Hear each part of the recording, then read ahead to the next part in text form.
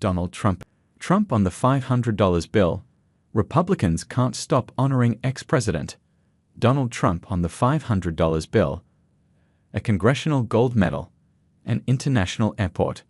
It's the summer of Trump in the House of Representatives, where Republican lawmakers have flooded the chamber with bills and resolutions honoring the former president, convicted felon, and 2024 GOP frontrunner. These largely symbolic gestures are a way to get noticed by the Republican powerhouse, who can make or break politicians with his endorsements, according to a former member of Congress. Earlier this month, Rep. Paul Gosar and Arez introduced a bill requiring the U.S. Treasury to start printing $500 bills again after 79 years, with the pricey legal tender now featuring a portrait of Trump in place of the late President William McKinley. Gosar said the proposal was meant to draw attention to high inflation under Joe Biden. More Biden ad-taxed convicted criminal Trump in $50 million paid media blitz. Prep for the polls. See who is running for president and compare where they stand on key issues in our voter guide. There's cash and then there's gold. In May, Rep. Anna Paulina Luna, FLA, pushed a bill to award Trump the Congressional Gold Medal for his administration's foreign policy successes. They're all trying to curry favor from the former president, said Fred Upton, a Republican who represented Southwest Michigan in the House for 26 years before retiring in 2023. They want to be recognized by him. Some are literally trying to put him on the map. The real estate and reality TV billionaire has slapped his name on everything from skyscrapers to sneakers and Bibles to a purported university that closed in 2010 and had to pay $25 million restitution over fraud allegations. Now, in the heat of a neck-in-neck presidential election, some members of Congress are looking to place important national real estate under the Trump brand. More on politics. Black voters aren't thrilled with Biden but dislike Trump more.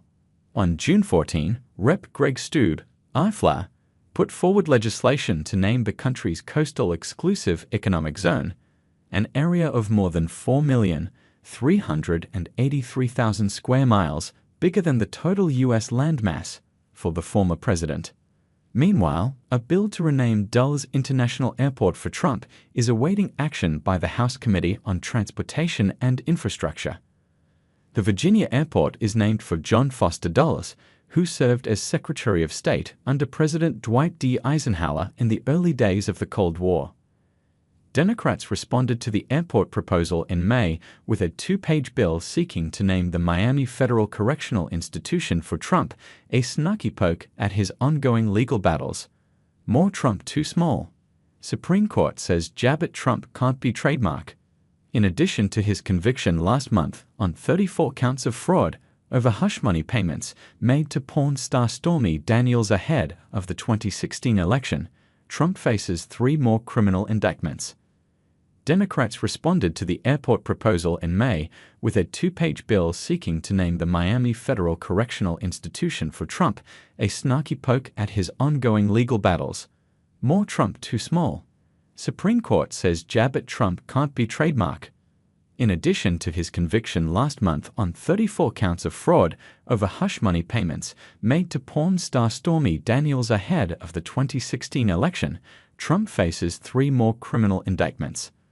That includes federal charges over Trump's efforts to overturn his 2020 loss to Biden, a case closely linked with the deadly January 6, 2021, attack on Congress by a mob inflamed by Trump's stolen election lies. He's not getting a congressional medal, Upton said of Trump. There's nothing on that plate. He's too toxic. It's a little bit of a stretch for that to go forward based on what happened on January 6. Naming, Upton said, requires patience and bipartisanship. In time, he'll get something, the former lawmaker told USA Today.